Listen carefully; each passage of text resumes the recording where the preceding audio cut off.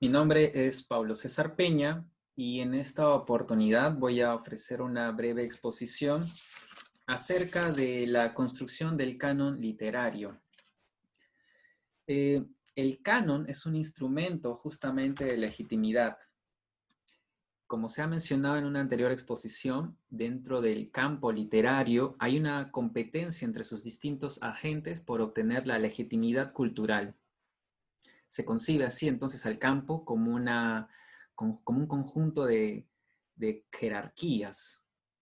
Hay grupos de poder dominantes y hay grupos de subordinados dominados.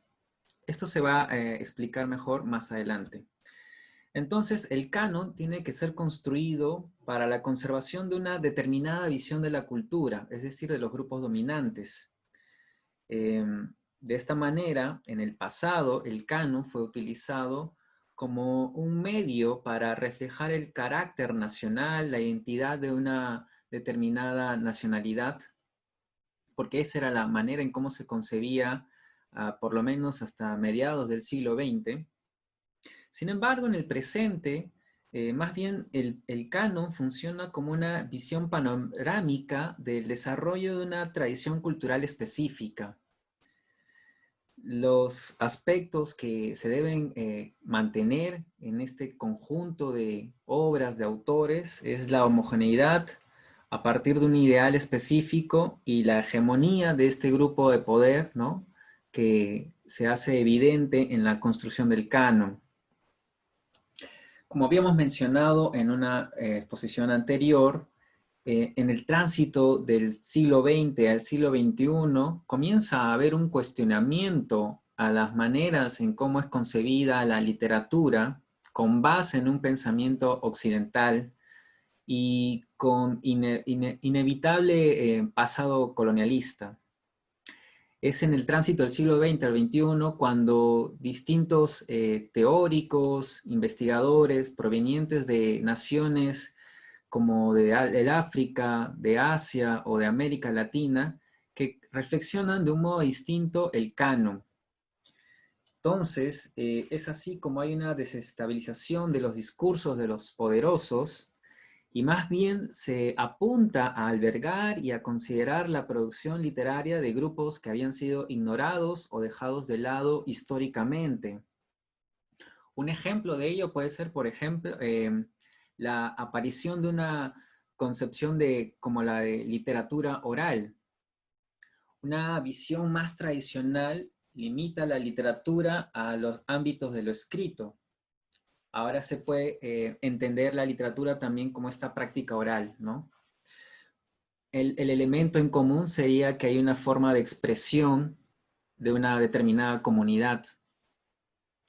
Bueno, en otros casos también ocurre esta apertura del canon, sea considerando a etnias que habían sido marginadas u olvidadas, sea considerando a partir del género de las autoras. De hecho, es en la mitad del siglo XX, pero sobre todo en el XXI, cuando comienza a darle ya mayor relevancia a las mujeres escritoras. También es a partir de consideraciones de clase, sociales, o incluso de ideología política. Esta apertura desde un sector más conservador significa la eliminación de la categoría estética como criterio principal para determinar la literalidad de un texto. Pero desde otro ángulo, desde otra perspectiva, esta apertura permite integrar e incluir a comunidades que usualmente eran dejadas de lado. El debate continúa dentro de los estudios literarios y este debate no necesariamente se ha hecho evidente en la escuela. Y ocurre que los estudios literarios, justamente por su naturaleza de encerrarse en sus propios circuitos, en la búsqueda de la especialización, ha llevado a que haya una discontinuidad con la escuela. De allí es que sea muy común darnos cuenta que hay un abordaje solo hasta autores de la primera mitad del siglo XX, quizás hasta la década del 60, pero más adelante es poco usual que se considere.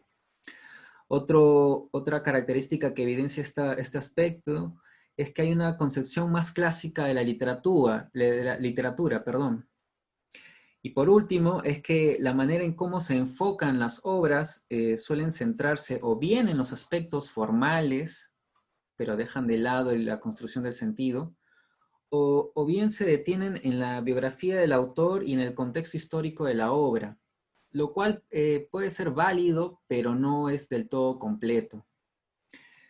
Entonces, como nos podemos dar cuenta, el canon es una construcción desde el centro hegemónico del conocimiento, en este caso desde la universidad, ¿no?